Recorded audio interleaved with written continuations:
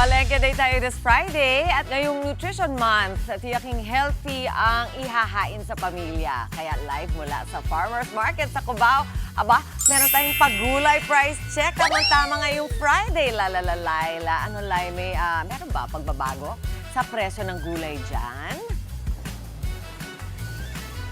Good morning, Mommy Chiki! Una sa lahat! Ganda naman niya. Mga kapatid, flowers for you. O, di ba? Oo, di ba? Huwag lang natin ilagay sa vase. Mas masarap to talaga pag niluluto itong bulaklak ng kalabasa with malunggay. O, di ba? Bonggang-bongga lang.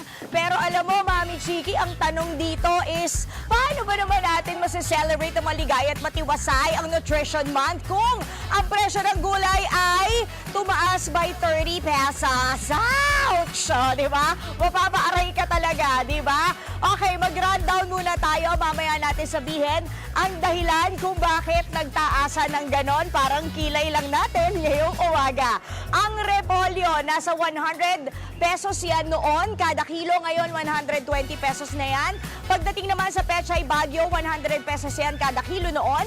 120 pesos yan ngayon. Ang patatas mula sa 120 pesos, 150 pesos na yan. Pesos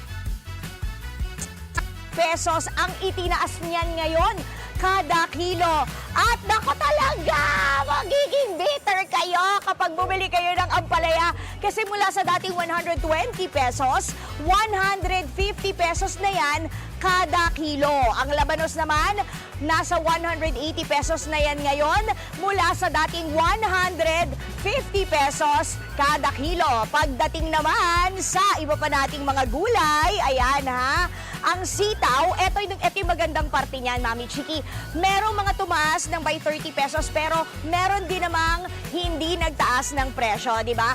Ang sitaw ay nasa 60 pesos pa kada isang tali. Yung malaking tali na yon ha. At ang kalabasa naman ay 70 pesos yan kada kilo. Pagdating sa talong, 120 pesos kada kilo. Ang sibuyas, kung magigisa kayo, hindi naman kayo masyadong maiiyak dahil 150 pesos kada kilo.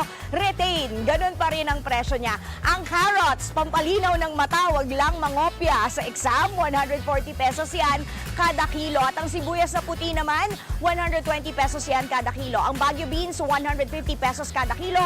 At ang bawang, ayan, parang mga chismosa lang na sumasahog kung kani-kaninong usapan, 160 pesos yan. Okay, tanungin natin, no, si Ate Marilyn Bulado, ang isa sa mga nagtitinda dito sa ating Dan and Amy, ayan ha, na vegetable stand, kung ano ang dahilan, kung bakit nagmahal ang ating mga gulay ngayon. Good morning, ma'am. Good morning po.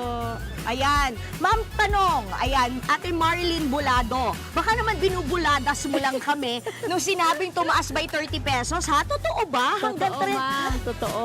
Anong dahilan? Pabago-bago po kasi ang price ngayon ng gulay. Minsan bababa, minsan tataas May po. kinalaman ba yung panahon dyan? Minsan po, kadalasan. Ay, katulad ngayon. Umulan po. Oo. Sa mga susunod na araw yan, minsan pangit ang gulay, mahal pa. Ha? Ibig sabihin, hindi pa ito yung pinakang Yes, ma'am. Pabago-bago po talaga kasi, ma'am, kung magkano ang puhunan. Sa Balintawak po kami kasi namili. Humahango. Okay. Pero, ano yung gulay na pinakang nagtaas? Mula Ngayon sa po. puhunan, oo. Kasi, di ba, by 30 Kamatis, pesos. ma'am.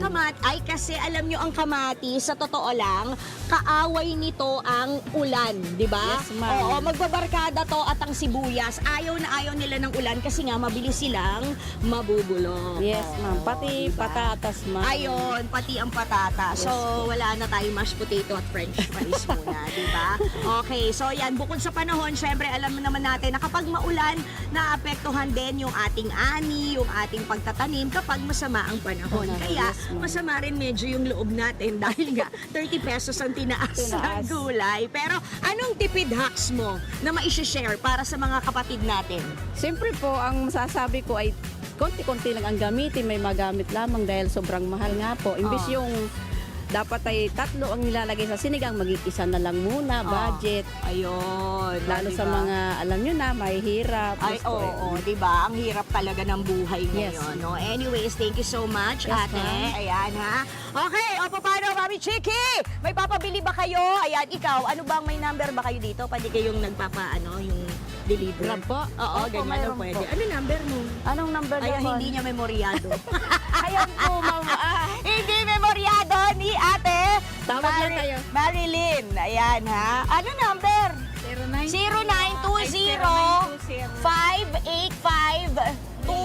0920-585-2328. 0920-583-206. Tama ba? Parang kulang. 920 Oh. 5853 Oh, 206. Pumunta na lang Tama kayo naman yung dyan. sinabi ko. Diretso O, paano, na lang. Mami Chiki? Lalalay Ayan, na. tumawag na lang kayo dito, ha, sa Tama. tindahan nila. Ayan, Tama. Happy weekend. Sana Oo, makarami oy. kayo ng benta. Hanapin diba? ninyo yung Dipidity tayo, kalabasa mga blossom. kapatid, sa mga gulay, pero siguraduhin masarap at nasustansya pa rin para sa ating mga bagets. O, yan muna. Pinaka-latest. Balik sa inyo. Happy weekend! Happy weekend and happy Nutrition Month sa iyo, Laila. Maraming salamat! Mga kapatid, Dimples Romana po, maging maalam at may pakialam sa mga napapanahong issue at headlines. Mag-follow na po at subscribe na sa social media pages ng News 5.